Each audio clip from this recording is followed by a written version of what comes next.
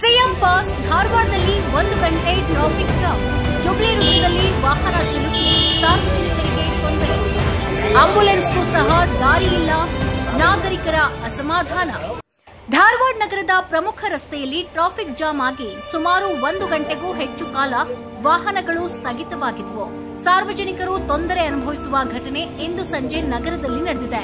ಮುಖ್ಯಮಂತ್ರಿಗಳು ಧಾರವಾಡ ಹಾದು ಹೋಗುವ ಪ್ರಯುಕ್ತ ಜುಬ್ಲಿ ವೃತ್ತ ಸೇರಿದಂತೆ ನಗರದ ಹೃದಯ ಭಾಗದ ಹಲವು ರಸ್ತೆಗಳಲ್ಲಿ ಟ್ರಾಫಿಕ್ ಡೈವರ್ಷನ್ ಜಾರಿಗೆ ತರಲಾಗಿತ್ತು.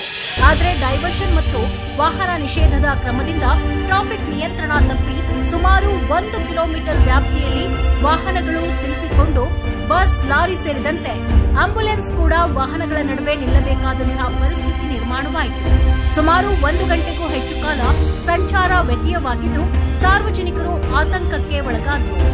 ನಗರದ ಜುಬ್ಲಿ ವೃತ್ತ, ಓಲ್ಡ್ ಎಸ್ಪಿ ವೃತ್ತಗಳ ಕಡೆಗಳಲ್ಲಿ ವಾಹನಗಳ ಉದ್ದನೆಯ ಸರತಿ ಕಂಡುಬಂದಿದ್ದು, ಮುಖ್ಯಮಂತ್ರಿಗಳ ಪ್ರಯಾಣದ ವೇಳೆ ಟ್ರಾಫಿಕ್ ನಿರ್ವಹಣೆ ಪರಿಣಾಮಕಾರಿಯಾಗಿರಲಿಲ್ಲ ಎಂಬ ಅಭಿಪ್ರಾಯವನ್ನ ನಾಗರಿಕರು ವ್ಯಕ್ತಪಡಿಸಿದ್ದಾರೆ.